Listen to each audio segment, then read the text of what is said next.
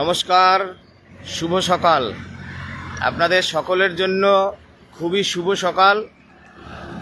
আর আমার জন্য আজকে ভোর রাতে চুঁচুড়া থানার 200 পুলিশ বাহিনী আপনাদের সুমন বিশ্বাসকে ধরার জন্য তারা অভিযান চালায়।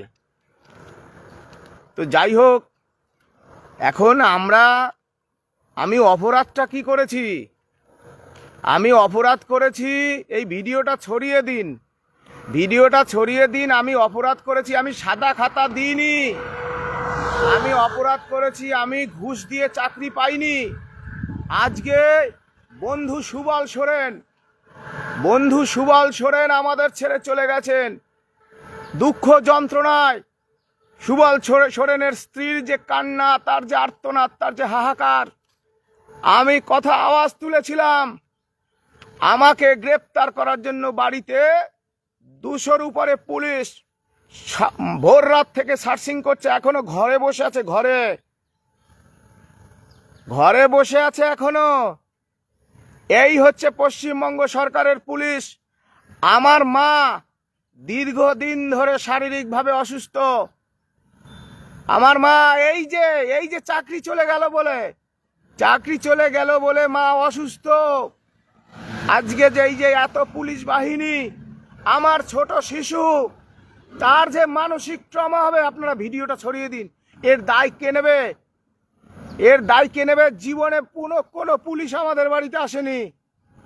আজকে কেন একটা মিথ্যে কথা বলে যে কোনো মূল্যে আমাকে গ্যারেজ করে দাও? এটা হবে না।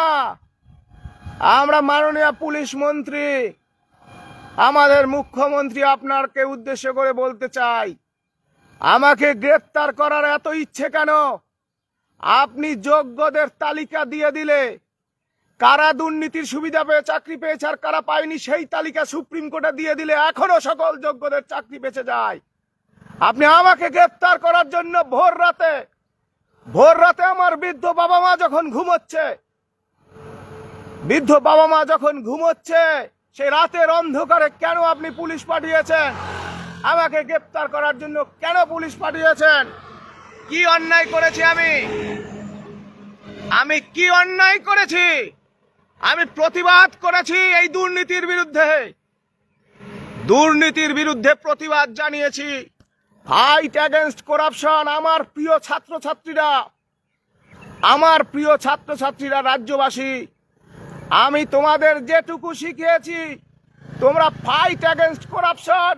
তোমাদের মাস্টার মশাই সুমন বিশ্বাসের চাকরি চলে যাওয়ার প্রধান কারণ এই দুর্নীতি।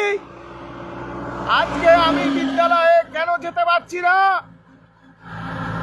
আজকে নিয়মিত কেন যেতে পারছি না? প্রিয় ছাত্রছাত্রীরা, তোমাদের মাস্টার মশাই সুমন বিশ্বাসের চাকরি চলে যাওয়ার প্রধান কারণ এই রাজ্য সরকারের সংগঠিত দুর্নীতি। দর্শক, এটা ফেসবুকে উনি লাইভ করেছেন সকালে, কিন্তু ওনাকে আটক করা হয়েছে, ধরা হয়েছে। পুলিশ আদি সপ্তগ্রাম যেটা রয়েছে হুগলির, সেখান থেকে ধরে ফেলেছে। মানে ওনার বাড়িতে রাতেই তো পুলিশ পাঠানো হয়েছিল, কিন্তু উনি বাড়িতে ছিলেন না, সম্ভবত অন্যত্র ছিলেন। হয়তো ভাবনা ছিল যে বাড়িতে থাকলে ধরে ফেলা হবে, কিন্তু পারলেন না নিজেকে সরিয়ে রাখতে, পুলিশ ধরে ফেলেছে। আজকে এসএসসি ভবন অভিযান যেটা হওয়ার কথা, ওনারা ডাকটা দিয়েছিলেন, অনেকেই সেখানে যাচ্ছিলেন, কিন্তু উনি সত্যিই লিডিং পজিশনে আছেন, লিড করছেন এই যে মুভমেন্ট হচ্ছে সেটা। তো পুলিশ একেবারে খুব নজরে রাখছিল, যাতে করে উনি যেতে না পারেন। আরো অনেকের ক্ষেত্রেই নজর রাখা হচ্ছে। তো উনি বাড়িতে না থেকে অন্যত্র ছিলেন, বাড়িতে পুলিশ পায়নি, কিন্তু পারলেন না নিজেকে আটকাতে, মানে সরিয়ে রাখতে পুলিশের থেকে। পুলিশ ধরে ফেলেছে। তবে ধরে ফেলার একটা সহজ রাস্তা পুলিশ পেয়ে গেছিল। টেকনিক্যালি হয়তো খানিকটা ভুলই করে ফেলেছেন চাকরিহারা সুমন বিশ্বাস এই ফেসবুক লাইভটা করে একটু টেকনিক্যাল ভুল করে ফেলেছেন, কারণ পুলিশ তো ওঁত পেতে বসেছিল, বিরাট একটা নজরদারি করছিল, আর ওপেন রাস্তাতে ফেসবুক লাইভটা করেছেন। ফলে এই লোকেশন তো মানে যারা পুলিশের লোক আছেন তারা তো সহজে চিনে ফেলবেন। যেহেতু রাস্তার ধারে করেছেন না, যদি কোনো একটা রুমে করতেন হয়তো ততটা সহজে বুঝতে পারতো না, পুলিশ খুঁজে পেত না। কিন্তু এমন একটা লোকেশনে দাঁড়িয়ে ফেসবুক লাইভ করে ফেলেছেন, ফলে মানে ডিটেক্ট করা যে কোথায় রয়েছেন এটা সহজে পুলিশ বুঝতে পেরে যায়। তারপরে কিছুক্ষণের মধ্যেই তাকে আটক করে ফেলেছে। প্রিয় দর্শক, আমি শফিকুল ইসলাম এবং আপনারা দেখছেন আরামবাগ টিভি। কিন্তু প্রশ্ন হচ্ছে যে আটক এখানে পুলিশ করেছে, ওখানেও করতো, পুলিশ যে ছেড়ে দিত তা না।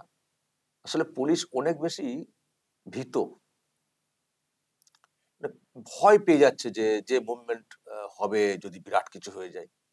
আবার পুলিশের তো গ্রেড, পদোন্নতি এইসবও তো ব্যাপার আছে, সেই জন্য যারা দায়িত্বে আছেন ওইসব এলাকার তারাও তাদের কাজ দেখানোর চেষ্টা করেন, যাতে করে এই অভিযান একেবারেই ঠিকঠাক না হয়, তাহলেই আমার পদোন্নতি হয়। ফলে তারাও বিরাট মরিয়া চেষ্টা করছেন তাদের মতো করে। তো সেই জন্য ওই এলাকাতে যাওয়া তো দূরের কথা, মানে হুগলি, ওনার তো বাড়ি হুগলিতেই, আদি সপ্তগ্রাম, মানে এখান থেকে আটকে দিয়েছে। ভাবুন কোথায়, মানে এতে কলকাতায় এসএসসি ভবন, সেখানে যাওয়া তো দূরের কথা, কত আগে থেকে আটকে দেওয়া হয়েছে। আর এই যে আটকানো হবে বা ধরপাকড় হবে তার একটা প্লট গতকাল থেকেই পুলিশ সাজিয়ে রেখেছিল। আপনারা দেখেছেন, আমার সেটা দেখে শুনে খানিকটা হাসিও পাচ্ছিল, যে আবার সেই এক থিওরি, এক স্ক্রিপ্ট। বিধাননগর পুলিশের তরফ থেকে গতকাল একটা প্রেস মিট করা হয়। প্রেস মিটে বলা হয় যে ওনাদের কাছে একটা কল রেকর্ড এসছে, যারা চাকরিচ্যুত হয়েছেন এই শিক্ষকদের মধ্যে কথোপকথন, তার একটা রেকর্ড এসছে, যেখানে বলা হচ্ছে যে মুভমেন্টটা হবে সেখানে ইট পাটকেল সব ছোড়া হবে পুলিশকে উদ্দেশ্য করে, মানে হিংসাত্মক ব্যাপার স্যাপার, কি পেট্রোল বোমা নাকি ছোড়া হবে, এরকম কথা হচ্ছে দুই শিক্ষকের মধ্যে। সেই কল রেকর্ড ওনাদের কাছে চলে এসছে। দর্শক মনে পড়ছে ঠিক একই থিওরি এর আগে কবে এই বিধাননগর পুলিশ ব্যবহার করেছিল? গত বছর আরজিকর সেন্টিমেন্ট, যেটা আরজিকর সেন্টিমেন্টের মানে ওই সময়ে একটা মুভমেন্ট হওয়ার কথা ছিল, আপনারা জানেন।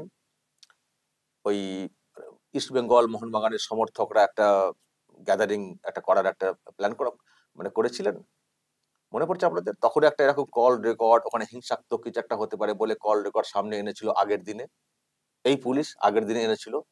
মানে ওটাকে এনে পুলিশ কি করে, ওটাকে অজুহাত করে পুলিশ করা অ্যাকশন নিতে পারে, কারণ খবর পেয়েছে না অশান্তি হবে, এই হবে, সুতরাং এবার তো অ্যাকশন নেওয়া যায়। ফলে অ্যাকশন নেওয়ার একটা রাস্তা তৈরি করে। তো ফলে ওই যে থিওরিটা, যে পুলিশ সব আগে থেকে জানতে পেরে যায় এত লোকের কত কি মানে ঘটছে, তখন পুলিশ কল রেকর্ড খুঁজে পায় না। আরজি করে যে এত এরকম একটা কাণ্ড ঘটলো, তার কোনো কল রেকর্ড পুলিশের হাতে আজ পর্যন্ত এলো না পুলিশের হাতে, যে তারা পুলিশের তাদের ইন্টেলিজেন্স থেকে তারা বের করেছে ওই যে নাক্কারজনক ঘটনা কিভাবে সংঘটিত হয়েছে, কারা কোথায় আছে, সেই কল রেকর্ড আসেনি। আরো কত কি দেবেন ঘটনা ঘটে যায়, তার কল রেকর্ড আসেনি। কোথায় একটা জমায়েত হবে, কোথায় একটা বিক্ষোভ দেখানো হবে, সেখানে দুইজনের মধ্যে কথা হচ্ছে, তার কল রেকর্ড পুলিশের কাছে চলে আসে। অদ্ভুত লাগে না? বা এগুলো বিশ্বাস হয় আপনাদের? আচ্ছা, কালকে কি বলা হয়েছে একটু আপনাদেরকে শোনাই, এটা কালকের প্রেস মিট দেখুন। আজকে আমাদের কাছে গোপন সূত্রে একটি খবর আসে, একটি রেকর্ডেড কনভারসেশন আমরা পাই, যেখানে দুজনের মধ্যে একটি কথোপকথন আছে। এই দুজনই হচ্ছেন এই অধিকার মঞ্চের সদস্য, এবং সেই যে কথোপকথনটা হয়েছে সেটাতে আমরা বেশ কিছু আপত্তিজনক জিনিস পেয়েছি, বা কিছু হিংসাত্মক গতিবিধির কথা সেখানে আমরা পেয়েছি। এই যে কনভারসেশনটা, সেটাকে আমরা অলরেডি সিজ করেছি। কনভারসেশনটা প্রায় 6 মিনিটের। সেখান থেকে কিছু রেলিভেন্ট পোর্শন আমরা আপনাদেরকে আজকে একটু শোনাতে চাই। Start. আমরা ক্লিপ কোন যে আছে ওটাকে প্লে করছি। ওই এবার চলে পাথর ব্যাগে জামাটা সত্যি বলছি একটা করে যে আমার যেটা করবা একটা করে দেখি সব তালা তুলে করবে নিয়ে যান আর ছোট কুকুরটা করে প্রেস করে নিয়ে যান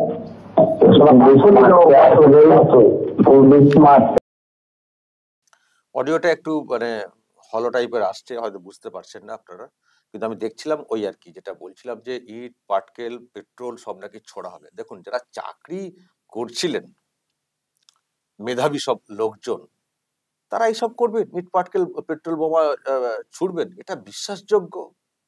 প্রশ্ন এটাই যে যেখানে যোগ্যদের চাকরি পাইয়ে দেওয়ার ক্ষেত্রে সরকার ব্যবস্থা নেয় না, যোগ্য অযোগ্যদের লিস্ট আলাদা করে দেয় না, অযোগ্যদের পাশে থাকে, যখন যোগ্যদের চাকরি বাঁচানোর দাবিতে কোনো মুভমেন্ট হয়, তখন তাদেরকে ধরপাকড় করতে কেন পুলিশ এত উদ্যোগী ভূমিকা পালন করে? যারা চাকরি চোর তাদেরকে পুলিশ ধরে না, তাদেরকে পুলিশ আড়াল করে। যারা চাকরি চুরি করে মানে করেছেন তার বলা যাবে না, করেছে, তাদের বিরুদ্ধে কি অ্যাকশন নিয়েছে পুলিশ কি অ্যাকশন নিয়েছে দেখেছেন? শুধু যারা যোগ্য চাকরি জীবী ছিলেন, যারা মুভমেন্ট করছেন, তাদেরকে ধরপাকড় করো, তাদেরকে ঘিরে ফেলো, তাদেরকে লাঠিপেটা করো, এই সব দেখতে পাচ্ছি। এই হচ্ছে রাজ্যের পুলিশের অবস্থা বা সরকারের পদক্ষেপ। দর্শক, বলবেন আপনারা যা বলার এই নিয়ে, অবশ্যই বলবেন। ওনার বক্তব্য শেয়ার করার কথা উনি বলেছেন, শেয়ারও করে দেবেন এবং নজর রাখবেন আরামবাগ টিভিতে।